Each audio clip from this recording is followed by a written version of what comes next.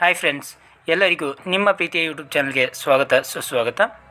ನೋಡಿ ಫ್ರೆಂಡ್ಸ್, ನಾವು ಹಿಂದಿನ ತರಗತಿಯಲ್ಲಿ 1ರಿಂದ 40 ಪ್ರಶ್ನೆಗಳನ್ನು ಡಿಸ್ಕಷನ್ ಮಾಡಿದ್ದೀವಿ. ಈ ಪ್ರಶ್ನೆಗಳು 8th ಸ್ಟ್ಯಾಂಡರ್ಡ್ಲಿಂದ 10th ಸ್ಟ್ಯಾಂಡರ್ಡ್ ಗೌರ್ಮೆಂಟ್ ಬುಕ್ಸ್ನಲ್ಲಿರುವಂಥ ಸೈನ್ಸ್ ಪ್ರಶ್ನೆಗಳಾಗಿರ್ತವೆ. ಮತ್ತು TET, GPSTR, HSTR ಯಾರೆಲ್ಲ ಓದ್ತಾ ಇದ್ದೀರಲ್ಲ ಅವರಿಗೆ ಎಕ್ಸ್ಪ್ಲನೇಷನ್ ಕ್ಲಾಸಸ್ ಬೇಕಾಗಿತ್ತಪ್ಪ ಅಂದರೆ ನನ್ನ ಪ್ಲೇಲಿಸ್ಟ್ನಲ್ಲಿ ಹೋಗಿ ಅಲ್ಲಿ ಗೌರ್ಮೆಂಟ್ ಕ್ಲಾಸಸ್ ಅಂತ ಒಂದು ಪ್ಲೇಲಿಸ್ಟ್ ಇದೆ. ಅಲ್ಲಿ ನೀವು ಏನು ಮಾಡ್ಬೋದು, ಎಲ್ಲ ಕ್ಲಾಸಸ್ಗಳನ್ನು ನೋಡ್ಕೋಬೋದು. ಅದೇ ರೀತಿಯಾಗಿ 1ರಿಂದ 40 ಪ್ರಶ್ನೆಗಳ ಕ್ಲಾಸ್ ಕೂಡ ಅದೇ ಪ್ಲೇಲಿಸ್ಟ್ನಲ್ಲಿದೆ, ನೀವು ನೋಡ್ಕೋಬೋದು. ಇಂದಿನ ಕ್ಲಾಸಲ್ಲಿ ನಾವು 41ರಿಂದ 80 ಪ್ರಶ್ನೆಗಳವರೆಗಿನ ಪ್ರಶ್ನೆಗಳನ್ನು ಡಿಸ್ಕಷನ್ ಮಾಡ್ತಾ ಬರೋಣ. 41ನೆಯ ಪ್ರಶ್ನೆ, ವಾಷಿಂಗ್ ಸೋಡಾದ ರಾಸಾಯನಿಕ ಹೆಸರು. ವಾಷಿಂಗ್ ಸೋಡಾದ ರಾಸಾಯನಿಕ ಹೆಸರು ಏನಪ್ಪ ಅಂದರೆ ಸೋಡಿಯಂ ಕಾರ್ಬೋನೇಟ್.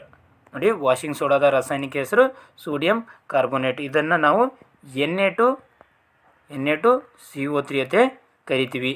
ಅದೇ ರೀತಿಯಾಗಿ ಸೋಡಿಯಂ ಬೈಕಾರ್ಬೋನೇಟ್ ಅನ್ನೋದು ಇದು ಅಡುಗೆ ಸೋಡಾದ ರಾಸಾಯನಿಕ ಹೆಸರು. ಯಾವುದ್ರದ್ದು? ಅಡುಗೆ ಸೋಡಾ. ಮತ್ತು ಇದರ ರಾಸಾಯನಿಕ ಸೂತ್ರ, ಅಡುಗೆ ಸೋಡಾದ ರಾಸಾಯನಿಕ ಸೂತ್ರವನ್ನು ನೋಡ್ತಾ ಬರೋದಾದರೆ NaHCO3. ಇವು ಎರಡು ಇಂಪಾರ್ಟೆಂಟ್ ಆಗುತ್ತೆ, ನೋಟ್ ಮಾಡ್ಕೊಳ್ಳಿ. ನೆಕ್ಸ್ಟ್ ಸೋಡಿಯಂ ಕ್ಲೋರೈಡ್, ಇದನ್ನು ನಾವು NaCl ಅಂತ ಕರಿತೀವಿ. ಇದರ ಒಂದು ರಾಸಾಯನಿಕ ಸೂತ್ರ NaCl. ಇದನ್ನು ಕಾಮನ್ ಆಗಿ ಏನಂತ ಕರೀತಾರಪ್ಪ ಅಂದರೆ ಟೇಬಲ್ ಸಾಲ್ಟ್ ಅಥವಾ ಅಡಿಗೆ ಉಪ್ಪು ಅಂತೇಳಿ ಕರೀತಾರೆ. ನೆಕ್ಸ್ಟ್ ಇಲ್ಲಿ ಸಿಲ್ವರ್ ಅಯೋಡೈಡ್ ಅಂತಿದೆ. ಈ ಸಿಲ್ವರ್ ಅಯೋಡೈಡನ್ನು ಎಲ್ಲಿ ಬಳಕೆ ಮಾಡ್ತಾರಪ್ಪ ಅಂದರೆ ಕೃತಕ ಮಳೆಯನ್ನು ತರಿಸಲು ಈ ಸಿಲ್ವರ್ ಅಯೋಡೈಡನ್ನು ಬಳಕೆ ಮಾಡ್ತಾರೆ. ನೆಕ್ಸ್ಟ್ ಆಮ್ಲ ಮಳೆಗೆ ಕಾರಣವಾದ ಅನಿಲಗಳು ಯಾವುವು? ನೋಡಿ, ಇದಕ್ಕೆ ಸರಿಯಾದ ಉತ್ತರ ನೋಡ್ತಾ ಬರೋದಾದರೆ ಆಪ್ಷನ್ ಎ ಮತ್ತು ಬಿ ಎರಡೂ ಸರಿಯಾಗಿರುತ್ತೆ. ಅಂದರೆ 4ನೇ ಡಿ ಆಪ್ಷನ್ ಏನಾಗಿರುತ್ತೆ, ಸರಿಯಾಗಿರುತ್ತೆ. ಇಲ್ಲಿ ಸಲ್ಫರ್ ಡೈಆಕ್ಸೈಡ್ ಮತ್ತು ನೈಟ್ರೋಜನ್ ಆಕ್ಸೈಡ್ ಅಥವಾ ನೈಟ್ರಸ್ ಆಕ್ಸೈಡ್ ಅಂತ ಕೂಡ ಕರೀತಾರೆ. ಒಂದೊಂದು ಬುಕ್ನಲ್ಲಿ ನೈಟ್ರಸ್ ಆಕ್ಸೈಡ್ ಅಂತ ಕೂಡ ನೀಡಲಾಗಿದೆ. ಸಲ್ಫರ್ ಡೈಆಕ್ಸೈಡ್ ಮತ್ತು ನೈಟ್ರೋಜನ್ ಆಕ್ಸೈಡ್ ಇವೆರಡೂ ಕೂಡ ಆಮ್ಲ ಮಳೆಗೆ ಕಾರಣವಾದಂಥ ಅನಿಲಗಳು. ನೆಕ್ಸ್ಟ್, ದಹನ ಕ್ರಿಯೆಗೆ ಈ ಕೆಳಗಿನ ಯಾವ ಅನಿಲವು ಅವಶ್ಯಕವಾಗಿದೆ? ನೋಡಿ, ದಹನ ಕ್ರಿಯೆಗೆ ಅಥವಾ ಒಂದು ಬೆಂಕಿ ಹತ್ತಿಕೊಳ್ಳಲು ಯಾವ ಅನಿಲ ಅವಶ್ಯಕವಾಗಿದೆ ಅಂತ ನೋಡ್ತಾ ಬರೋದಾದರೆ ಆಮ್ಲಜನಕ ಅಥವಾ ಇದನ್ನು ಆಕ್ಸಿಜನ್ ಅಂತ ಕರಿತೀವಿ. ಏನಂತ ಕರಿತೀವಿ? ಆಕ್ಸಿಜನ್ ದಹನ ಕ್ರಿಯೆಗೆ ಅವಶ್ಯಕವಾಗಿರುವಂಥ ಅನಿಲವಾಗಿದೆ. ನೆಕ್ಸ್ಟ್, ಬಲದ SI ಮಾನವನ್ನು ನಾವು ನೋಡ್ತಾ ಬರೋದಾದರೆ ನ್ಯೂಟನ್ ಎಂಬುದು ಬಲದ SI ಮಾನವಾಗಿರುತ್ತೆ. ನೆಕ್ಸ್ಟ್ 45ನೇ ಪ್ರಶ್ನೆ, ಮೇಲಕ್ಕೆ ಎಸೆದ ಚೆಂಡು ಸ್ವಲ್ಪ ಸಮಯದ ನಂತರ ಭೂಮಿಯೆಡೆಗೆ ಮರಳಿ ಬರಲು ಕಾರಣವಾದ ಬಲ ಯಾವುದು? ನೋಡಿ, ಒಂದು ಚೆಂಡನ್ನು ನಾವು ಮೇಲಕ್ಕೆ ಎಸೆದಾಗ ಅದು ಸ್ವಲ್ಪ ಸಮಯದ ನಂತರ ಏನಾಗ್ತೈತಿ, ಭೂಮಿಯೆಡೆಗೆ ಮರಳಿ ಬರ್ತೈತಿ. ಇದಕ್ಕೆ ಕಾರಣವಾದಂಥ ಬಲ ಯಾವುದಂತ ನೋಡ್ತಾ ಬರೋದಾದರೆ ಗುರುತ್ವಾಕರ್ಷಣ ಬಲ. ಯಾವ ಬಲ? ಗುರುತ್ವಾಕರ್ಷಣ ಬಲ ಅಥವಾ ಗ್ರಾವಿಟೇಷನಲ್ ಫೋರ್ಸ್. ಭೂಮಿಯಲ್ಲಿ ಯಾವ ಫೋರ್ಸ್ ಇದೆ? ಗ್ರಾವಿಟೇಷನಲ್ ಫೋರ್ಸ್ ಇದೆ. ಗ್ರಾವಿಟೇಷನಲ್ ಫೋರ್ಸ್ ಅಥವಾ ಗ್ರಾವಿಟಿ. ಓಕೆನಾ? ಮತ್ತು ಇನ್ನು ಬೇರೆ ಎಕ್ಸಾಂಪಲ್ ಕೂಡ ಕೊಡ್ಬೋದು. ಈಗ ನಲ್ಲಿಯನ್ನು ಸ್ಟಾರ್ಟ್ ಮಾಡಿದ್ದೀವಪ್ಪ ಅಂದರೆ ಅದು ನೀರು ಕೆಳಕ್ಕೆ ಬೀಳಲು ಕಾರಣ ಏನಪ್ಪ ಅಂದರೆ ಗುರುತ್ವಾಕರ್ಷಣ ಬಲ. ನೆಕ್ಸ್ಟ್, ಈ ಕೆಳಗಿನ ಯಾವ ಹೇಳಿಕೆಯು ತಪ್ಪಾಗಿದೆ? ಮೊದಲ ಆಪ್ಷನ್ ಏನಿದೆ, ಬಲದ SI ಮಾನ ನ್ಯೂಟನ್. ಇದು ಹೇಳಿಕೆ ಸರಿಯಾಗಿದೆ. ನೆಕ್ಸ್ಟ್, ಬಲವು ಪರಿಮಾಣ ಮತ್ತು ದಿಕ್ಕು ಎರಡನ್ನು ಹೊಂದಿದೆ. ಇದು ಕೂಡ ಸರಿಯಾಗಿದೆ. ಅಂದರೆ ಬಲದ SI ಮಾನ ನ್ಯೂಟನ್ ಆಗಿದೆ, ಬಲ ಪರಿಮಾಣ ಮತ್ತು ದಿಕ್ಕನ್ನು ಹೊಂದಿದೆ. ನೆಕ್ಸ್ಟ್, ಒತ್ತಡದ SI ಮಾನ ಪಾಸ್ಕಲ್. ಇದು ಕೂಡ ಸರಿಯಾಗಿದೆ. ಬಲದ SI ಮಾನ ಕೆಲ್ವಿನ್ ಅಂತ ಕೊಟ್ಟಿದ್ದಾರೆ. ಇದು ತಪ್ಪಾಗಿದೆ. ಅಂದರೆ ಇಲ್ಲಿ ಯಾವುದು ಸರಿಯಾದ ಆನ್ಸರ್ ಆಗುತ್ತೆ? Option D. ತಪ್ಪಾದ ಹೇಳಿಕೆ ಯಾವುದು? ಆಪ್ಷನ್ ಡಿ ಆಗುತ್ತೆ. ನೆಕ್ಸ್ಟ್, ಅಯಸ್ಕಾಂತದ ಉತ್ತರ ಧ್ರುವವು ಮತ್ತೊಂದು ಅಯಸ್ಕಾಂತದ ಉತ್ತರ ಧ್ರುವವನ್ನು ಡ್ಯಾಶ್ ಅಂತ ಪ್ರಶ್ನೆ ಇದೆ. ನೋಡಿ, ಒಂದು ಅಯಸ್ಕಾಂತ, ಎರಡು ಅಯಸ್ಕಾಂತ ಇದಾವೆ. ಇಲ್ಲಿ ಎರಡು ಅಯಸ್ಕಾಂತಗಳು. ಇಲ್ಲಿ ಒಂದು ಏನಿದೆಪ್ಪ ಅಂದರೆ ಅದರ ಒಂದು ಅಯಸ್ಕಾಂತದ ಉತ್ತರ ಧ್ರುವ ಮತ್ತೊಂದು ಅಯಸ್ಕಾಂತದ ಉತ್ತರ ಧ್ರುವವನ್ನು ಏನು ಮಾಡ್ತೈತಪ್ಪ ಅಂದರೆ ವಿಕರ್ಷಿಸುತ್ತದೆ. ಏನು ಮಾಡ್ತೈತಿ? ವಿಕರ್ಷಿಸುತ್ತದೆ. ಅಂದರೆ ಇಲ್ಲಿ ಏನಾಗ್ತೈತಪ್ಪ ಅಂದರೆ ಸೇಮ್ ಪೋಲ್ ಇದ್ದಾಗ ಏನಾಗುತ್ತೆ? ವಿಕರ್ಷಿಸಲ್ಪಡ್ತವು. ಡಿಫ್ರೆಂಟ್ ಪೋಲ್ ಇದ್ದಾಗ ಆಕರ್ಷಿಸಲ್ಪಡ್ತವು. ನೋಡಿ, ಸೇಮ್ ಪೋಲ್ ಇದ್ದಾಗ ವಿಕರ್ಷಿಸಲ್ಪಡ್ತವು, ಡಿಫ್ರೆಂಟ್ ಪೋಲ್ ಇತ್ತಪ್ಪ ಅಂದರೆ ಆಕರ್ಷಿಸಲ್ಪಡ್ತಾವೆ. ಅಂದರೆ ಅಯಸ್ಕಾಂತದ ಉತ್ತರ ಧ್ರುವ ಮತ್ತು ದಕ್ಷಿಣ ಧ್ರುವಗಳು ಇವೆರಡು ಆಕರ್ಷಿಸ್ತವೆ. ಅಯಸ್ಕಾಂತದ ದಕ್ಷಿಣ ಧ್ರುವ ಮತ್ತು ದಕ್ಷಿಣ ಧ್ರುವ ಇವೆರಡೂ ಕೂಡ ವಿಕರ್ಷಿಸ್ತವೆ. ಅಂದರೆ ಸೇಮ್ ಪೋಲ್ ಏನಾಗ್ತವೆ ವಿಕರ್ಷಿಸ್ತವೆ, ಡಿಫ್ರೆಂಟ್ ಪೋಲ್ ಆಕರ್ಷಿಸ್ತವೆ. ಇದು ನಿಮ್ಗೆ ನೆನಪಿರಲಿ. ನೆಕ್ಸ್ಟ್, ಕಾಜಿರಂಗ ರಾಷ್ಟ್ರೀಯ ಉದ್ಯಾನವನವು ಯಾವ ರಾಜ್ಯದಲ್ಲಿ ಕಂಡುಬರುತ್ತದೆ? ನೋಡಿ, ಕಾಜಿರಂಗ ರಾಷ್ಟ್ರೀಯ ಉದ್ಯಾನವನ ಅಸ್ಸಾಂ ರಾಜ್ಯದಲ್ಲಿ ಕಂಡುಬರ್ತೈತಿ. ಎಲ್ಲಿ? ಅಸ್ಸಾಂ ರಾಜ್ಯ. ನೆಕ್ಸ್ಟ್, ಏಕಕೊಂಬಿನ ಗೆಂಡಾಮೃಗಗಳಿಗೆ ಪ್ರಸಿದ್ಧಿಯಾದ ರಾಷ್ಟ್ರೀಯ ಉದ್ಯಾನವನ ಯಾವುದು? ನೋಡಿ, ಏಕಕೊಂಬಿನ ಗೆಂಡಾಮೃಗ ಯಾವುದು? ಏಕಕೊಂಬಿನ ಗೆಂಡಾಮೃಗಗಳಿಗೆ ಯಾವ ರಾಷ್ಟ್ರೀಯ ಉದ್ಯಾನವನ ಪ್ರಸಿದ್ಧವಾಗಿದೆಪ್ಪ ಅಂದರೆ ಕಾಜಿರಂಗ ರಾಷ್ಟ್ರೀಯ ಉದ್ಯಾನವನ. ಅಸ್ಸಾಂನಲ್ಲಿರುವಂಥ ಕಾಜಿರಂಗ ರಾಷ್ಟ್ರೀಯ ಉದ್ಯಾನವನವು ಏಕಕೊಂಬಿನ ಗೆಂಡಾಮೃಗಗಳಿಗೆ ಪ್ರಸಿದ್ಧಿಯಾಗಿದೆ. ನೆಕ್ಸ್ಟ್, ಪಚಮಡಿ ಮೀಸಲು ಜೀವಗಳು ಇರುವ ರಾಜ್ಯ. ಇದಕ್ಕೆ ಸರಿಯಾದ ಉತ್ತರ ನೋಡ್ತಾ ಬರೋದಾದರೆ ಆಪ್ಷನ್ ಸಿ, ಮಧ್ಯಪ್ರದೇಶ. ಮಧ್ಯಪ್ರದೇಶದಲ್ಲಿ ಈ ಪಚಮಡಿ ಮೀಸಲು ಜೀವಗಳು ಎಂಬುದು ಕಂಡುಬರುತ್ತೆ. ಸಾತ್ಪುರ್ ರಾಷ್ಟ್ರೀಯ ಉದ್ಯಾನವನವು ಯಾವ ರಾಜ್ಯದಲ್ಲಿದೆ? ಸಾತ್ಪುರ್ ರಾಷ್ಟ್ರೀಯ ಉದ್ಯಾನವನ ಯಾವ ರಾಜ್ಯದಲ್ಲಿ ಕಂಡುಬರ್ತೈತಪ್ಪ ಅಂದರೆ ಮಧ್ಯಪ್ರದೇಶ ರಾಜ್ಯದಲ್ಲಿ ಕಂಡುಬರ್ತೈತಿ. ನೆಕ್ಸ್ಟ್, ಹುಲಿ ಯೋಜನೆ ಜಾರಿಯಾದ ವರ್ಷ.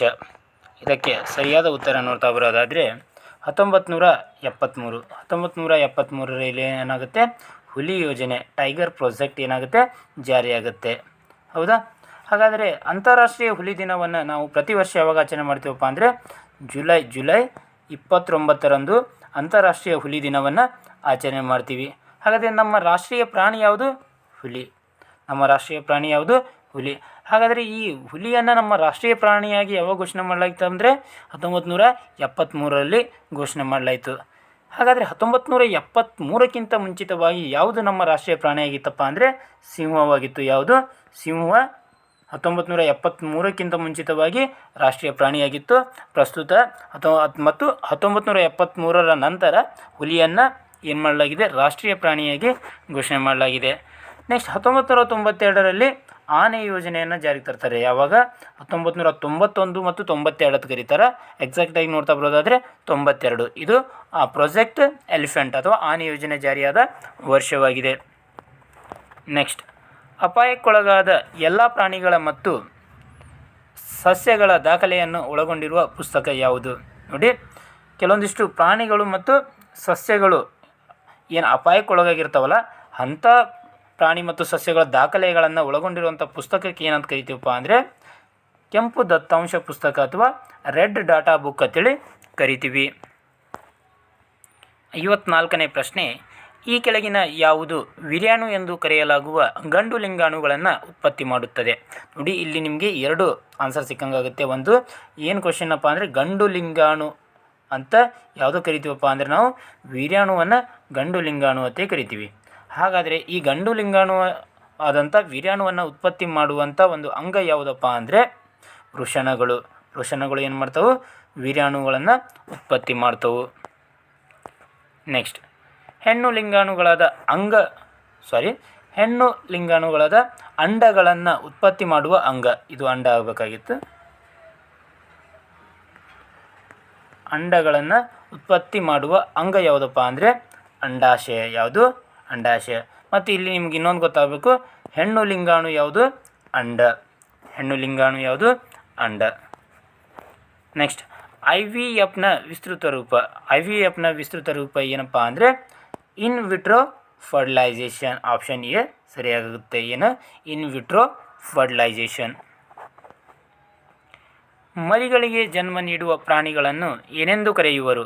ನೋಡಿ, ಡೈರೆಕ್ಟಾಗಿ ಮರಿಗಳಿಗೆ ಜನ್ಮ ನೀಡ್ತಾವಲ್ಲ ಅಂಥ ಪ್ರಾಣಿಗಳಿಗೆ ಏನಂತ ಕರಿತೀವಿ ಅಂದರೆ ಜರಾಯುಜ ಅಥವಾ ವಿವಿಪ್ಯಾರಸ್ ಕರಿತೀವಿ. ಆದರೆ ಆಲ್ಮೋಸ್ಟ್ ಎಕ್ಸಾಮ್ಗಳಲ್ಲಿ ಆಪ್ಷನ್ ಯಾವ ರೀತಿ ಕೊಟ್ಟಿರ್ತಾನಪ್ಪ ಅಂದರೆ ವಿವಿಪ್ಯಾರಸ್ ಅಂತೇಳಿ ಕೊಟ್ಟಿರ್ತಾನೆ. ಜರಾಯುಜ ಕೊಡೋದು ಕಡಿಮೆ. ವಿವಿಪ್ಯಾರಸ್ ಅಂತ ಕೊಟ್ಟಿರ್ತಾನೆ. ನೀವು ಅಲ್ಲಿ ವಿವಿಪ್ಯಾರಸ್ ಅಂತೇಳಿ ಆಪ್ಷನನ್ನು ಚೂಸ್ ಮಾಡಬೇಕಾಗುತ್ತೆ. ನೆಕ್ಸ್ಟ್, ಮೊಟ್ಟೆಗಳನ್ನು ಇಡುವ ಪ್ರಾಣಿಗಳಿಗೆ ಡ್ಯಾಶ್ ಪ್ರಾಣಿಗಳು ಎನ್ನುವರು. ಮೊಟ್ಟೆಗಳನ್ನು ಇಡುವಂಥ ಪ್ರಾಣಿಗಳಿಗೆ ಓವಿಪ್ಯಾರಸ್ ಅಥವಾ ಅಂಡಜ ಪ್ರಾಣಿಗಳು ಅಂತೇಳಿ ಕರಿತೀವಿ. ಓಕೆನಾ? ನೆಕ್ಸ್ಟ್, 59ನೇ ಪ್ರಶ್ನೆ, ಕ್ಲೋನಿಂಗ್ನಿಂದ ಜನಿಸಿದ ಮೊದಲ ಸಸ್ತನಿ ಯಾವುದು? ಇದು 59ನೇ ಪ್ರಶ್ನೆ ಆಗಬೇಕು, 58 ಆಗಿದೆ. ಕ್ಲೋನಿಂಗ್ನಿಂದ ಜನಿಸಿದಂಥ ಮೊದಲ ಸಸ್ತನಿ ಯಾವುದಪ್ಪ ಅಂದರೆ ಡಾಲಿ ಎಂಬ ಹೆಸರಿನ ಕುರಿ. ಡಾಲಿ ಎಂಬ ಹೆಸರಿನ ಕುರಿ. ನಿಮ್ಗೆ ಈ ರೀತಿ ಕೇಳ್ಬೋದು, ಕ್ಲೋನಿಂಗ್ನಿಂದ ಜನಿಸಿದ ಮೊದಲ ಸಸ್ತನಿಯಾದ ಕುರಿಯ ಹೆಸರು ಏನಂತೆ ಕೇಳ್ಬೋದು. ಡಾಲಿ. ಏನು? ಡಾಲಿ. ಡಾಲಿ ಎಂಬ ಕುರಿಯು ಕ್ಲೋನಿಂಗ್ನಿಂದ ಜನಿಸಿದಂಥ ಮೊದಲ ಸಸ್ತನಿಯಾಗಿದೆ. 60ನೇ ಪ್ರಶ್ನೆ, ಏಕೈಕ ಪೋಷಕ ಜೀವಿಯನ್ನು ಮಾತ್ರ ಒಳಗೊಂಡಿರುವ ಸಂತಾನೋತ್ಪತ್ತಿಯ ಪ್ರಕಾರವನ್ನು ಏನೆಂದು ಕರೆಯುವರು? ನೋಡಿ, ಇಲ್ಲಿ ಕೇವಲ ಏಕೈಕ ಪೋಷಕ ಜೀವಿಯನ್ನು ಮಾತ್ರ ಹೊಂದಿರ್ತೈತೆ, ಅಂದರೆ ಇದು ಗಂಡು ಲಿಂಗಾಣು ಅಥವಾ ಹೆಣ್ಣು ಲಿಂಗಾಣನ್ನು ಮಾತ್ರ ಒಳಗೊಂಡು ಸಂತಾನೋತ್ಪತ್ತಿಯನ್ನು ಮಾಡ್ತೈತಿ. ಇದನ್ನು ಏನಂತ ಕರಿತೀವಪ್ಪ ಅಂದರೆ ನಾವು ಅಲೈಂಗಿಕ ಸಂತಾನೋತ್ಪತ್ತಿ ಅಂತ ಕರಿತೀವಿ. ಇಲ್ಲಿ ಏನಿರ್ತೈತಿ? ಕೇವಲ ಒಂದು ಪೋಷಕ ಜೀವಿ ಇರ್ತೈತಿ. ಓಕೆನಾ? ನೆಕ್ಸ್ಟ್, ದ್ವಿವಿದಳನ ಎಂಬ ಅಲೈಂಗಿಕ ಸಂತಾನೋತ್ಪತ್ತಿಯನ್ನು ನಡೆಸುವ ಜೀವಿ ಯಾವುದಪ್ಪ ಅಂದರೆ ಅಮೀಬಾ. ಅಮೀಬಾ ಏನು ಮಾಡುತ್ತೆ? ದ್ವಿವಿದಳನ ಎಂಬ ಅಲೈಂಗಿಕ ಸಂತಾನೋತ್ಪತ್ತಿಯ ಮೂಲಕ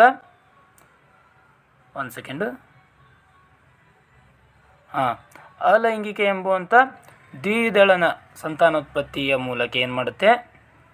ಇದು ಅಮೀಬಾ ದ್ವಿವಿಭಜನೆಗೊಳ್ಳುತ್ತೆ. ಅಂದರೆ ಒಂದು ಅಮೀಬಾ ಇರೋದು ಎರಡಾಗಿ ವಿಭಜನೆ ಆಗುತ್ತೆ. ನೆಕ್ಸ್ಟ್, ಆಂತರಿಕ ನಿಷೇಚನವು ಸಂಭವಿಸುವ ಜಾಗ. ಇದಕ್ಕೆ ಸರಿಯಾದ ಉತ್ತರ ಹೆಣ್ಣಿನ ದೇಹದೊಳಗೆ. ನೋಡಿ, ಆಂತರಿಕ ನಿಷೇಚನ ಹೆಣ್ಣಿನ ದೇಹದೊಳಗೆ ನಡೆಯುತ್ತೆ, ಬಾಹ್ಯ ನಿಷೇಚನ ಹೆಣ್ಣಿನ ದೇಹದ ಹೊರಗೆ ನಡೆಯುತ್ತೆ. ನೆಕ್ಸ್ಟ್, ಒಂದು ಗೊದಮೊಟ್ಟೆ ಈ ಪ್ರಕ್ರಿಯೆಯ ಮೂಲಕ ವಯಸ್ಕ ಕಪ್ಪೆಯಾಗಿ ಬೆಳೆಯುತ್ತದೆ. ನೋಡಿ, ಒಂದು ಗೊದಮೊಟ್ಟೆ ಯಾವ ಪ್ರಕ್ರಿಯೆ ಮೂಲಕ ವಯಸ್ಕ ಕಪ್ಪೆಯಾಗಿ ಬೆಳೆಯುತ್ತದೆ ಅಂತ ನೋಡ್ತಾ ಬರೋದಾದರೆ ರೂಪ ಪರಿವರ್ತನೆ. ಯಾವ ಪರಿವರ್ತನೆ? ರೂಪ ಪರಿವರ್ತನೆ ಎಂಬ ಪ್ರಕ್ರಿಯೆ ಮೂಲಕ ಏನಾಗುತ್ತೆ? ಕಪ್ಪೆಯಾಗಿ ಬೆಳೆಯುತ್ತೆ.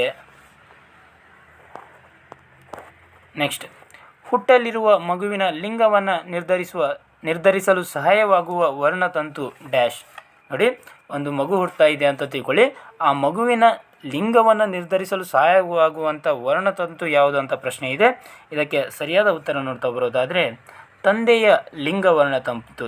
ಯಾವುದು? ತಂದೆಯ ಲಿಂಗ ವರ್ಣತಂತು. ನೋಡಿ, ಇವಾಗ ತಾಯಿಯಿಂದಲೇ XX ಕ್ರೋಮೋಸೋಮ್ ಇರುತ್ತೆ, ತಂದೆಯಲ್ಲಿ XY ಕ್ರೋಮೋಸೋಮ್ ಇರುತ್ತೆ. ಓಕೆನಾ? ತಾಯಿಯಲ್ಲಿರುವಂಥ ಒಂದು ಕ್ರೋಮೋಸೋಮ್ ಬರಬೇಕಪ್ಪ ಅಂದರೆ ಅದು Xೇ ಬರುತ್ತೆ. ಓಕೆನಾ? ಯಾವುದೋ ಆಪ್ಷನ್ನೇ ಇಲ್ಲ ಇಲ್ಲಿ. ತಂದೆಯಿಂದ ಬರಬೇಕಾದ್ರೆ ಎರಡು ಆಪ್ಷನ್ ಇದೆ, ಒಂದು X ಬರ್ಬೋದು, ಇನ್ನೊಂದು Y ಬರಿಬೋದು. ಹೌದಾ? ತಂದೆಯಿಂದ X ಬಂದರೆ ಅದೇನಾಗುತ್ತೆ? XX ಆಗಿ ಹೆಣ್ಣು ಮಗು ಆಗುತ್ತೆ. ನೆಕ್ಸ್ಟ್, ತಂದೆಯಿಂದ Y ಕ್ರೋಮೋಸೋಮ್ ಬಂದರೆ XY ಆಗಿ ಗಂಡು ಮಗು ಆಗುತ್ತೆ. ಹೌದಾ? ಇದು ಅಂದರೆ ಇಲ್ಲಿ ಏನಾಗುತ್ತೆ? ತಂದೆಯೇ ಮೇನ್ ಕಾರಣ ಆಗುತ್ತೆ. ಅಂದರೆ ಮಗುವಿನ ಲಿಂಗವನ್ನು ನಿರ್ಧಾರ ಮಾಡಲು ತಂದೆಯ ವರ್ಣತಂತು ಮೇನ್ ಕಾರಣ ಆಗುತ್ತೆ. ಓಕೆನಾ? ನೆಕ್ಸ್ಟ್, XX ವರ್ಣತಂತುಗಳು ಯಾವ ಮಗುವನ್ನು ಸೂಚಿಸುತ್ತದೆ? ಇದಕ್ಕೆ ಸರಿಯಾದ ಉತ್ತರ ಹೆಣ್ಣು ಮಗುವನ್ನು ಸೂಚಿಸ್ತೈತಿ XX ವರ್ಣತಂತು. ಅದೇ ರೀತಿಯಾಗಿ XY ವರ್ಣತಂತು ಇದು ಗಂಡು ಮಗುವನ್ನು ಸೂಚಿಸ್ತೈತಿ. ಓಕೆನಾ? ನೆಕ್ಸ್ಟ್, ಮಾನವರಲ್ಲಿ ಕಂಡುಬರುವ ವರ್ಣತಂತುಗಳು ಡ್ಯಾಶ್. ನೋಡಿ, ಮಾನವರಲ್ಲಿ 23 ಜೊತೆ ವರ್ಣತಂತುಗಳು ಕಂಡುಬರ್ತವೆ. ಅಥವಾ ನಿಮಗೆ ಆಪ್ಷನ್ನಲ್ಲಿ ಇನ್ನೊಂದು ಆಪ್ಷನ್ ಕೊಟ್ಟಿರ್ಬೋದು, 46 ಅಂತ ಕೂಡ ಕೊಡ್ಬೋದು. 23 ಜೊತೆ ಅಂದರೆ 23 ಪೇರ್ ಅಂದಂಗೆ, 23 ಜೊತೆ ಅಂದರೆ 2 ಅಂದಂಗೆ, 23 × 2 46 ಕ್ರೋಮೋಸೋಮ್ಗಳು ಮಾನವರಲ್ಲಿ ಕಂಡುಬರ್ತವೆ. ಹೌದಾ? ಈ ಆಪ್ಷನ್ನಲ್ಲಿ ಯಾವುದಾದ್ರೂ ಕೊಡ್ಬೋದು, 23 ಜೊತೆ ಆದರೂ ಕೊಡ್ಬೋದು, 46 ಆದರೂ ಕೊಡ್ಬೋದು. ಓಕೆನಾ? ನೆಕ್ಸ್ಟ್, 67ನೇ ಪ್ರಶ್ನೆ, ಪುರುಷರಲ್ಲಿ ಕಂಡುಬರುವ ಲೈಂಗಿಕ ಹಾರ್ಮೋನ್ ಯಾವುದು? ನೋಡಿ, ಪುರುಷರಲ್ಲಿ ಕಂಡುಬರುವಂಥ ಲೈಂಗಿಕ ಹಾರ್ಮೋನ್ ಯಾವುದಪ್ಪ ಅಂದರೆ ಟೆಸ್ಟೋಸ್ಟಿರಾನ್. ಯಾವುದು? ಟೆಸ್ಟೋಸ್ಟಿರಾನ್. ಇದು ಪುರುಷರಲ್ಲಿ ಕಂಡುಬರುವಂಥ ಲೈಂಗಿಕ ಹಾರ್ಮೋನ್ ಆಗಿದೆ. ಮುಂದಿನ ಪ್ರಶ್ನೆ, ಮಹಿಳೆಯರಲ್ಲಿ ಕಂಡುಬರುವ ಲೈಂಗಿಕ ಹಾರ್ಮೋನ್. ನೋಡಿ, ಪುರುಷರಲ್ಲಿ ಟೆಸ್ಟೋಸ್ಟಿರಾನ್ ಇದ್ದರೆ ಮಹಿಳೆಯರಲ್ಲಿ ಈಸ್ಟ್ರೋಜನ್ ಇರ್ತೈತಿ. ಯಾವುದು? ಈಸ್ಟ್ರೋಜನ್. ಓಕೆನಾ? ಗೈಟರ್ ಅಥವಾ ಸರಳಗೊಳಗಂಡ ರೋಗವು ಯಾವುದರ ಕೊರತೆಯಿಂದ ಉಂಟಾಗುತ್ತದೆ? ನೋಡಿ, ಈ ಗೈಟರ್ ಅಥವಾ ಸರಳಗೊಳಗಂಡ ರೋಗವು ಅಯೋಡಿನ್ ಕೊರತೆಯಿಂದ ಉಂಟಾದೈತಿ. ಯಾವುದರ ಕೊರತೆ? ಅಯೋಡಿನ್ ಕೊರತೆಯಿಂದ ಉಂಟಾಗ್ತೈತಿ. ಡಯಾಬಿಟಿಸ್ ರೋಗವು ಈ ಕೆಳಗಿನ ಯಾವ ಹಾರ್ಮೋನ್ ಕೊರತೆಯಿಂದ ಉಂಟಾಗುತ್ತದೆ? ಡಯಾಬಿಟಿಸ್ ರೋಗ ಯಾವ ಹಾರ್ಮೋನ್ ಕೊರತೆಯಿಂದ ಉಂಟಾಗ್ತೈತಪ್ಪ ಅಂದರೆ ಇನ್ಸುಲಿನ್ ಹಾರ್ಮೋನ್ ಕೊರತೆಯಿಂದ ಉಂಟಾಗ್ತೈತಿ. ಹೌದಾ? ಈ ಡಯಾಬಿಟಿಸ್ ರೋಗವನ್ನು ಸರಳ ಮೂತ್ರ ರೋಗ ಅಂತ ಕೂಡ ಕರೀತಾರೆ. ಏನಂತ ಕರೀತಾರೆ? ಸಿಹಿ ಮೂತ್ರ ರೋಗ. ಏನಂತ ಕರೀತಾರೆ? ಸಿಹಿ ಮೂತ್ರ ರೋಗ ಅಂತ ಕೂಡ ಕರೀತಾರೆ. ಸಕ್ಕರೆ ಕಾಯಿಲೆ ಅಂತ ಕೂಡ ಕರೀತಾರೆ. ಸಕ್ಕರೆ ಕಾಯಿಲೆ, ಸಿಹಿ ಮೂತ್ರ ರೋಗ, ಡಯಾಬಿಟಿಸ್ ಇವು ಮೂರು ಕೂಡ ಇನ್ಸುಲಿನ್ ಕೊರತೆಯಿಂದ ಉಂಟಾಗುವಂಥ ರೋಗಗಳು. ಒಂದಕ್ಕೆ ಹೆಸರು ಇವು. ಡಯಾಬಿಟಿಸ್ ಅಂದರೂ ಒಂದು, ಸಿಹಿ ಮೂತ್ರ ರೋಗ ಅಂದರೂ ಒಂದು, ಸಕ್ಕರೆ ಕಾಯಿಲೆ ಅಂದರೂ ಒಂದು. 71ನೇ ಪ್ರಶ್ನೆ, ರಕ್ತವು ಕೆಂಪಾಗಿರಲು ಕಾರಣ? ಇದಕ್ಕೆ ಸರಿಯಾದ ಉತ್ತರ ಹಿಮೋಗ್ಲೋಬಿನ್. ರಕ್ತದಲ್ಲಿರುವಂಥ ಹಿಮೋಗ್ಲೋಬಿನ್ ಏನು ಮಾಡುತ್ತೆ? ರಕ್ತವನ್ನು ಕೆಂಪಾಗಿರೋಕ್ಕೆ ಒಂದು ಮೇನ್ ರೀಸನ್ ಆಗಿದೆ. ಮಾನವನ ರಕ್ತದಲ್ಲಿ ಕಂಡುಬರುವ ಲೋಹ ನೋಡಿ ಅಥವಾ ಧಾತು ಅಂತ ಕೂಡ ಕೇಳ್ಬೋದು. ಮಾನವನ ರಕ್ತದಲ್ಲಿ ಕಂಡುಬರುವಂಥ ಲೋಹ ಯಾವುದಪ್ಪ ಅಂದರೆ ಕಬ್ಬಿಣ. ಯಾವುದು? ಐರನ್ ಕಂಡುಬರ್ತೈತಿ. ರಕ್ತದ pH ಮೌಲ್ಯ ಡ್ಯಾಶ್. ಇದಕ್ಕೆ ಸರಿಯಾದ ಉತ್ತರ 7.4. ರಕ್ತದ pH ಮೌಲ್ಯ 7.4. ಏಡ್ಸ್ ರೋಗಕ್ಕೆ ಕಾರಣವಾದ ವೈರಸ್ ಯಾವುದು? ಏಡ್ಸ್ ರೋಗಕ್ಕೆ ಕಾರಣವಾದ ವೈರಸ್ ಯಾವುದಪ್ಪ ಅಂದರೆ HIV ವೈರಸ್. ಇದು ಏಡ್ಸ್ ರೋಗಕ್ಕೆ ಕಾರಣವಾದಂಥ ಒಂದು ವೈರಸ್. ಮತ್ತು ಇನ್ನೊಂದು ರೀತಿ ಕೇಳ್ಬೋದು ನಿಮಗೆ, ಏಡ್ಸ್ ರೋಗವು ಈ ಕೆಳಗಿನ ಯಾವುದರಿಂದ ಉಂಟಾಗುತ್ತದೆ ಅಂತ ಕೇಳ್ಬೋದು. ಅಲ್ಲಿ ಆಪ್ಷನ್ ಪ್ರೋಟೋಜೋವಾ, ಬ್ಯಾಕ್ಟೀರಿಯಾ, ಶಿಲೀಂಧ್ರ ಮತ್ತು ವೈರಸ್ ಕೊಟ್ಟಾಗ ನೀವು ವೈರಸ್ ಅಂತ ಆನ್ಸರ್ ಮಾಡಬೇಕು. ಹಾಗಾದರೆ ಈ ಏಡ್ಸ್ ರೋಗವು ಮೊಟ್ಟ ಮೊದಲ ಬಾರಿಗೆ ಯಾವ ದೇಶದಲ್ಲಿ ಕಂಡುಬತ್ತಪ್ಪ ಅಂದರೆ ಅಮೇರಿಕಾ ದೇಶದಲ್ಲಿ ಕಂಡುಬತ್ತು. ಏಡ್ಸ್ ರೋಗ ಮೊಟ್ಟ ಮೊದಲ ಬಾರಿಗೆ ಅಮೇರಿಕಾ ದೇಶದಲ್ಲಿ ಕಂಡುಬತ್ತು. ನಮ್ಮ ಭಾರತದಲ್ಲಿ ಚೆನ್ನೈ ನಗರದಲ್ಲಿ ಕಂಡುಬರ್ತೈತಿ. ಏಡ್ಸ್ ರೋಗ ಮೊಟ್ಟ ಮೊದಲ ಬಾರಿಗೆ ನಮ್ಮ ಭಾರತದಲ್ಲಿ ಚೆನ್ನೈ ನಗರದಲ್ಲಿ ಕಂಡುಬರ್ತೈತಿ. ನೆಕ್ಸ್ಟ್ ನಮ್ಮ ಕರ್ನಾಟಕದಲ್ಲಿ ಸವದತ್ತಿಯಲ್ಲಿ ಕಂಡುಬರ್ತೈತಿ. ಎಲ್ಲಿ? ಕರ್ನಾಟಕದ ಸವದತ್ತಿ, ಬೆಳಗಾವಿ ಜಿಲ್ಲೆಯ ಸವದತ್ತಿಯಲ್ಲಿ ಈ ಏಡ್ಸ್ ರೋಗ ಮೊದಲ ಬಾರಿಗೆ ಕಂಡುಬರ್ತೈತಿ. ಓಕೆನಾ? ನೆಕ್ಸ್ಟ್ HIV ವಿಸ್ತೃತ ರೂಪ ನೋಡ್ತಾ ಬರೋದಾದರೆ human immunodeficiency virus. Option A ಸರಿಯಾಗುತ್ತೆ. ಯಾವುದು? Human immunodeficiency virus. ಏಡ್ಸ್ನ ವಿಸ್ತೃತ ರೂಪ, ಇದಕ್ಕೆ ಸರಿಯಾದ ಉತ್ತರ ನೋಡ್ತಾ ಬರೋದಾದರೆ ಅಕ್ವೈರ್ಡ್ ಇಮ್ಯೂನ್ ಡಿಫಿಷಿಯನ್ಸಿ ಸಿಂಡ್ರೋಮ್. ಇದು ಏಡ್ಸ್ನ ವಿಸ್ತೃತ ರೂಪ. ಅಥವಾ ಇನ್ನೊಂದು ರೀತಿಯಲ್ಲೂ ಕೂಡ ಕೊಡ್ಬೋದು, ಅಕ್ವೈರ್ಡ್ ಇಮ್ಯುನೋ ಡಿಫಿಷಿಯನ್ಸಿ ಸಿಂಡ್ರೋಮ್ ಮತ್ತು ಕೂಡ ಕೊಡ್ಬೋದು. ಎರಡು ಕರೆಕ್ಟ್ ಆಗುತ್ತೆ. ಜಾಸ್ತಿ ಇದು ಇತ್ತಪ್ಪ ಅಂದರೆ ಚೂಸ್ ಮಾಡಿ, ಇರಲಿಲ್ಲಪ್ಪ ಅಂದರೆ ಅಕ್ವೈರ್ಡ್ ಇಮ್ಯುನೋ ಡಿಫಿಷಿಯನ್ಸಿ ಸಿಂಡ್ರೋಮ್ ಅಂತಲೇ ಚೂಸ್ ಮಾಡಿದ್ರೆ ನಡೆಯುತ್ತೆ. ನೆಕ್ಸ್ಟ್, ನಮ್ಮ ದೇಶದಲ್ಲಿ ಕಾನೂನಿನ ಪ್ರಕಾರ ಗಂಡು ಮತ್ತು ಹೆಣ್ಣಿನ ಮದುವೆಯ ವಯಸ್ಸು ಕ್ರಮವಾಗಿ ಡ್ಯಾಶ್ ಮತ್ತು ಡ್ಯಾಶ್. ನೋಡಿ, ನಮ್ಮ ದೇಶದ ಕಾನೂನಿನಲ್ಲಿ ಗಂಡು ಮಗುವಿಗೆ ಅಂದರೆ ಗಂಡು ಮಗು ಮದುವೆ ಆಗಬೇಕಪ್ಪ ಅಂದರೆ ಮದುವೆ ವಯಸ್ಸು ಎಷ್ಟು, ಮತ್ತು ಹೆಣ್ಣು ಮಗು ಮದುವೆ ಆಗಬೇಕಪ್ಪ ಅಂದರೆ ಮದುವೆ ವಯಸ್ಸು ಎಷ್ಟು ಅನ್ನೋದನ್ನು ಕ್ರಮವಾಗಿ ನೋಡಬೇಕು. ಅಂದರೆ ಕ್ರಮವಾಗಿ ಅಂದರೆ ಇಲ್ಲಿ ಮೊದಲಿಗೆ ಗಂಡನ್ನು ನೀಡಲಾಗಿದೆ, ಗಂಡು, ನೆಕ್ಸ್ಟ್ ಹೆಣ್ಣು. ಹಾಗಾದರೆ ಗಂಡು ಮಗುವಿಗೆ ಮದುವೆ ಆಗಲು ನಮ್ಮ ದೇಶದಲ್ಲಿ ಎಷ್ಟು ವಯಸ್ಸು ಆಗಿರಬೇಕಪ್ಪ ಅಂದರೆ 21 ವಯಸ್ಸಾಗಿರಬೇಕು. ಹೆಣ್ಣು ಮಗುವಿಗೆ 18 ವಯಸ್ಸು. ಆಪ್ಷನ್ ಸಿ ಕರೆಕ್ಟ್ ಆಗುತ್ತೆ. ಇದೇ ರೀತಿಯಾಗಿ ಇಲ್ಲಿ ಆಪ್ಷನ್ ಎನಲ್ಲಿ 18 ಮತ್ತು 21 ಕೂಡ ನೀಡಲಾಗಿದೆ. 18 ಏನಾಗುತ್ತೆ ಇಲ್ಲಿ ಈ ಪ್ರಕಾರ ನೋಡ್ತಾ ಹೋದ್ರೆ ಇಲ್ಲಿ ಫಸ್ಟ್ ಗಂಡು ಇದೆಯಲ್ಲ, ಗಂಡಿಗೆ 18 ವರ್ಷ ತುಂಬಿರಬೇಕು ಅನ್ನೋದು ಇಲ್ಲಿ ಆಗುತ್ತೆ. ಹೆಣ್ಣಿಗೆ 21 ವರ್ಷ ಅಂತೇಳಿ ಆಗುತ್ತೆ. ಅದಕ್ಕಾಗಿ ಇದು ರಾಂಗ್ ಆಗುತ್ತೆ. ಓಕೆನಾ? ನೆಕ್ಸ್ಟ್, ಕ್ರಮವಾಗಿ ಅಂತ ಕೊಟ್ಟಾಗ ನೀವೇನು ಮಾಡಬೇಕು, ಫಸ್ಟ್ ಯಾವುದು ನೀಡಲಾಗಿದೆ, ಸೆಕೆಂಡ್ ಯಾವುದು ಇಲ್ಲಿ ನೀಡಲಾಗಿದೆ ಅದರ ಪ್ರಕಾರನೇ ಹೋಗಬೇಕಾಗುತ್ತೆ. ಓಕೆನಾ? ನೆಕ್ಸ್ಟ್, ಮಾನವನ ದೇಹದಲ್ಲಿರುವ ಅತಿ ದೊಡ್ಡ ಗ್ರಂಥಿ ಡ್ಯಾಶ್. ನೋಡಿ, ಇದಕ್ಕೆ ಸರಿಯಾದ ಉತ್ತರ ನೋಡ್ತಾ ಬರೋದಾದರೆ ಆಪ್ಷನ್ ಎ ಲಿವರ್, ಯಕೃತ ಅಥವಾ ಪಿತ್ತಜನಕಾಂಗ.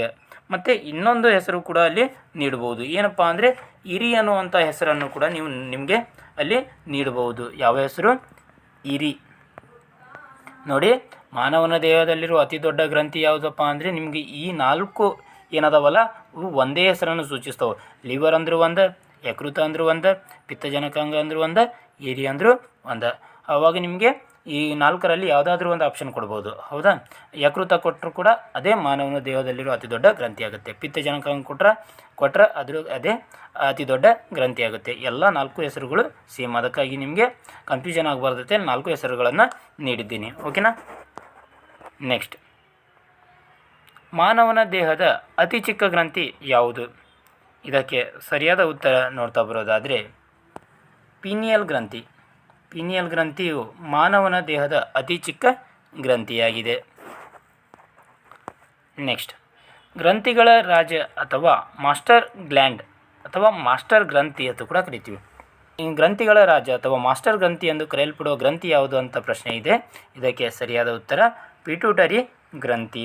ಪಿಟ್ಯೂಟರಿ ಗ್ರಂಥಿಯು ಬಟಾಣಿ ಆಕಾರದಲ್ಲಿರುವಂಥ ಒಂದು ಗ್ರಂಥಿಯಾಗಿದೆ. ಇದು ಗ್ರಂಥಿಗಳ ರಾಜ ಅಥವಾ ಮಾಸ್ಟರ್ ಗ್ಲ್ಯಾಂಡ್ ಅಂತೇಳಿ ಕರೆಯಲ್ಪಡ್ತೀವಿ, ಓಕೆನಾ. ಇದಿಷ್ಟೇನಾಗೈತಪ್ಪ ಅಂದರೆ ಈ 8ನೇ ತರಗತಿಯಿಂದ 10ನೇ ತರಗತಿಯವರೆಗಿನ ವಿಜ್ಞಾನದ ಪ್ರಶ್ನೆಗಳ ಕ್ಲಾಸ್ ಆಗಿತ್ತು. ಇದೇ ರೀತಿಯ ಇನ್ನಿತರ ಕ್ಲಾಸ್ಗಳಿಗಾಗಿ ನಮ್ಮ ಚಾನಲ್ನ ಸಬ್ಸ್ಕ್ರೈಬ್ ಮಾಡಿಕೊಳ್ಳಿ. ಅದರ ಜೊತೆಗೆ ಈ ಕ್ಲಾಸ್ ನಿಮಗೆ ಇಷ್ಟವಾಗಿದ್ರಪ್ಪ ಅಂದರೆ ಒಂದು ಲೈಕ್ ಒತ್ತುವುದರ ಮೂಲಕ ನಿಮ್ಮ ಫ್ರೆಂಡ್ಸ್ಗಳಿಗೂ ಕೂಡ ಈ ಕ್ಲಾಸನ್ನು ಶೇರ್ ಮಾಡಿ ಅವರಿಗೂ ಕೂಡ ಹೆಲ್ಪ್ ಆಗಲಿ, ಓಕೆನಾ. ಧನ್ಯವಾದಗಳು.